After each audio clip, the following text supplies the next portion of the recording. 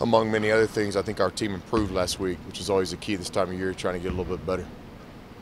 What can you take away from the last game and put it into this Baylor game at home? Every game's a little different, but you always do kind of start your preparation with the first game. Thought Baylor, shot the ball really, really well in Waco, so we're going to have more urgency on their shooters. They play different defenses against us, so we got to be prepared for different things. I've always had so much respect for the Baylor program.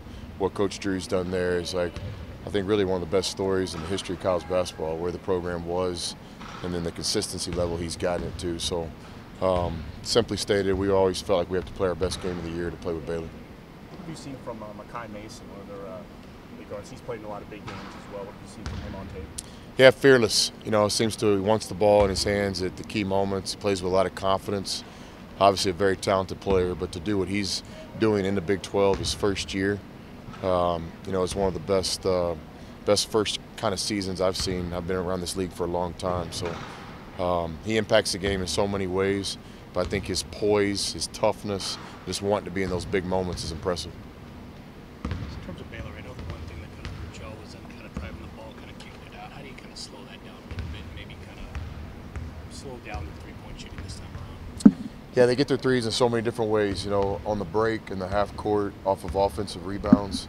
But it's not just as simple as staying on shooters. You have to stop dribble penetration. You got to get back on defense, and then you just have to have an urgency. You said you guys improved in that OSU game and kind of moving towards the back half of conference play.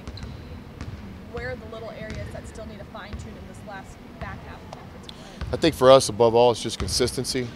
We've shown the ability to play with anybody in the country. Each guy on our roster has shown the ability to really impact Big 12 games, but I think we're still searching for the game where everybody plays well and we play consistent for 40 minutes. And so that's just what we're striving for this time of year. Only a couple conference games left. There's a couple teams right in the thick of it for a conference title. It's really up in the air. How ready are your guys for this moment? Yeah, it's always been our objective to be a part of the fight. If you're ever going to win a championship, then you got to put yourself in a position to be there. And we have. In a lot of ways, we still control our own destiny, as do most other teams in the Big 12 at this point. So this is obviously a big three-game homestand for us. If we're going to compete for the regular season title, we're going to have to find a way to protect our home court. Have you kept your word and made sure Brandon Francis has called his mom before every game, because he's done consistently well since that game? Yeah, I forgot about that. But he did play well against Oklahoma State too, so I'm glad you reminded me of that. I'm gonna do that for sure. If you think kind of Matt and Tariq kind of responded to Big 12 play with just a few games left, just kind of how they progressed through that time? Yeah, I think they're doing everything that we asked of them when we recruited them, and I think they've been consistent. They've made their impact on this team in their first season. I think the exciting thing for all of us involved in our program is we know there's another ceiling. I think Matt can play better, and I think Tariq can play better, and they'll be the first to tell you that. So certainly this time of year, they're playing with a lot of confidence. I look for them to play their best basketball as March approaches. What have you seen Davide's game evolve this year in the last couple of games? Yeah, I think above all, just consistency. He's had a great assist to turnover in conference play. He's a shot maker. He's playing with a lot of confidence right now and poise.